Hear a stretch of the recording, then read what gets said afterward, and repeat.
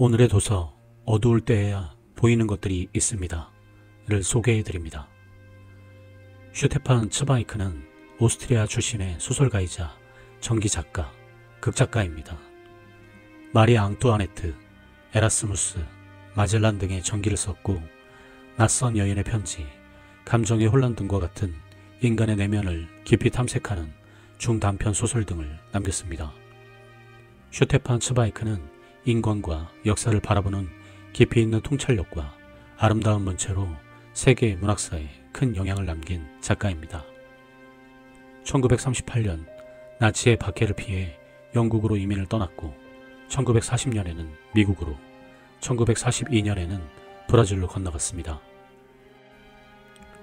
1942년 2월 리우데 자네이루 인근 페트로폴리스에서 스스로 목숨을 끊었습니다.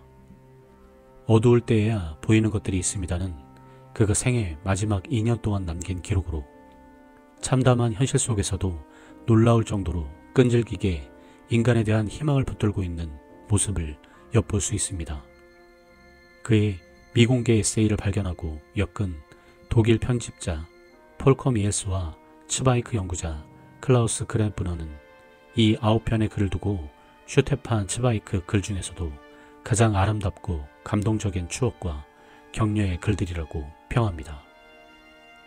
슈테판 츠바이크가 남긴 미공개 에세이 9개 기록 중 제게 생각에 울림을 주었던 2편 가운데 고등학교 시절 깨달음의 이야기인 필요한 건 오직 용기뿐 편을 읽어드리겠습니다.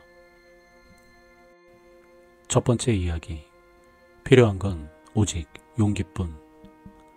vien에서 고등학교 다닐 때 우리 학교에서 가장 촉망받는 친구가 있었다. 16살이었던 그는 아주 잘생기고 재능이 뛰어나고 성실하며 품행이 단정하고 야망도 있었다. 우리는 그가 똑똑한 머리로 분명 고위공직자가 되어 빛나는 경력을 쌓으리라 믿어 의심치 않았고, 그래서 오스트리아의 위대한 외교관 메테르니 후작의 이름을 따 그를 메테르니이라 불렀다. 메테르니에게는 우리 마음에 들지 않는 단점이 딱 하나 있었는데 바로 고상함이었다. 그는 항상 각 달린 말끔한 정장에 넥타이까지 단정하게 매고 학교에 왔고, 날씨가 좋지 않은 날에는 운전기사가 딸린 리무진을 타고 등교했다. 그럼에도 그는 거만함이라고는 찾아보기 어려운 다정한 친구였고 우리는 모두 그를 좋아했다. 어느 날 아침 메테르니의 자리가 비어 있었다. 점심시간이 되어서야 우리는 그 이유를 알았다. 대형 금융회사 대표였던 그의 아버지가 전날 저녁에 사기범으로 체포되었다. 이 엄청난 금융사기로 수천 명에 이르는 평범한 사람들이 힘들게 벌어 알뜰히 저축한 돈을 하룻밤 사이에 몽땅 잃고 말았다. 신문에서는 범인과 심지어 그 가족의 사진까지 더하여 이 사기 사건을 대서특필했다.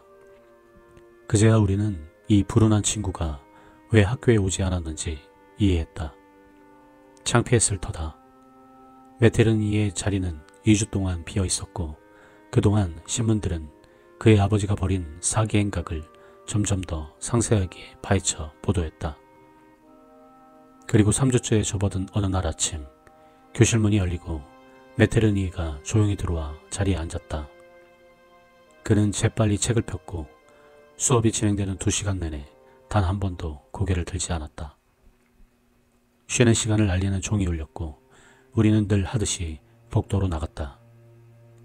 메테르니는 곧장 복도 끝으로 가서 우리에게 등을 돌린 채 홀로 서서 마치 거리에서 그의 관심을 온통 사로잡는 뭔가가 벌어지고 있는 것처럼 창밖만 뚫어지게 노려보았다. 하지만 우리는 이 가련한 친구가 우리와 눈을 마주치지 않기 위해 그렇게 하는 것이고 사실은 몹시 외롭다는 사실을 잘 알고 있었다. 스스로 만든 이런 고립이 그에게 얼마나 가슴 아픈 일일지 알았기에 우리는 감히 장난도 치지 못했고 크게 떠들며 웃을 수도 없었다. 그는 분명 우리가 다정하게 다가와 주기를 바랐을 터다. 하지만 그의 자존심을 상하게 하지 않으면서 다가갈 방법을 잘 몰랐던 우리는 서로 눈치만 보며 주저했다. 누구도 먼저 나설 용기를 내지 못했다. 한없이 길었던 몇 분이 지나고 종소리가 다시 우리를 교실로 불렀다. 메테르니에는 빠르게 휙 돌아 우리 쪽은 쳐다보지도 않고 서둘러 교실로 들어갔다. 자리에 앉아 서둘러 책을 펼치는 동안 앙담은 그의 입술은 아까보다 훨씬 더 창백해 보였다. 오전 수업이 끝나자 그는 재빨리 교실을 나갔고 결국 우리 중 누구도 그에게 말을 걸 기회를 얻지 못했다. 우리는 모두 죄책감을 느꼈고 상황을 바로잡을 방법을 궁리하기 시작했다. 하지만 너무 늦었다. 그는 우리에게 기회를 주지 않았다. 다음 날 아침 그의 자리는 다시 비었다. 우리는 그의 집에 전화를 걸었고 그가 어제 학교에서 돌아와 갑자기 어머니에게 학교에 더는 가지 않겠다고 선언한 사실을 알게 되었다.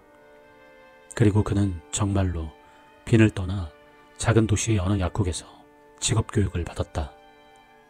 우리는 그를 다시는 보지 못했다. 그가 계속 학교에 다닐 수 있었다면 그는 분명 우리 모두보다 훨씬 나은 삶을 살았을 것이다. 하지만 그를 돕지 못한 우리의 주저가 그의 인생 경로 변경에 의심의 여지 없이 결정적 역할을 했다. 그날 아침 우리의 말 한마디, 다정한 몸짓 하나가 그에게 불행과 고통을 이겨낼 힘을 어쩌면 줄 수 있었으리라. 그 중요한 순간에 그를 저버리고 만 것은 공감 부족이나 무관심, 못된 의도가 아니었다. 가장 필요할 때 올바른 말을 못하게 막는 것은 많은 경우 용기 부족인 것 같다. 패배나 굴욕의 수치심으로 영혼을 다친 사람에게 다가가는 일이 절대 쉽지 않음을 잘 알지만 이때의 경험을 통해 나는 누군가를 돕고 싶은 첫 번째 충동에 주저없이 순종해야 한다는 사실을 배웠다. 공감의 말과 행위는 도움이 가장 절실한 순간에만 참된 가치가 있기 때문이다. 그날 아침 우리의 말 한마디, 다정한 몸짓 하나가 그에게 불행과 고통을 이겨낼 힘을 어쩌면 줄 수 있었으리라. 제2차 세계대전 시기에 회고되어 필요한 건 오직 용기뿐이라는 제목으로 소개된 일화는 학창시절까지 거슬러 올라갑니다.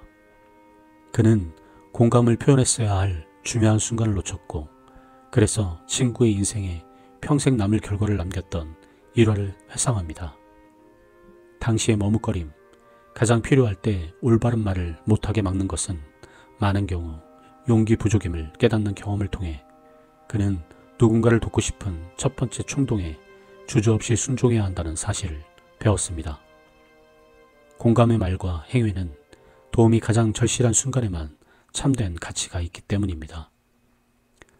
사후에 알려진 츠바이크의 편지와 기록이 생생하게 보여주듯이 이런 깨달음은 이후 그의 행동에 결정적 영향을 미쳤습니다. 그는 이런 옛 경험을 마음에 새겼고 소수의 동시대인과 동료 작가들과 함께 도움이 필요한 사람들을 위해 많은 힘을 쏟았으며 출판 수익금의 상당 부분을 기부했습니다. 지금까지 어두울 때에야 보이는 것들이 있습니다 중 첫 번째 이야기인 필요한 건 오직 용기뿐에 대해 읽어드렸습니다. 감사합니다.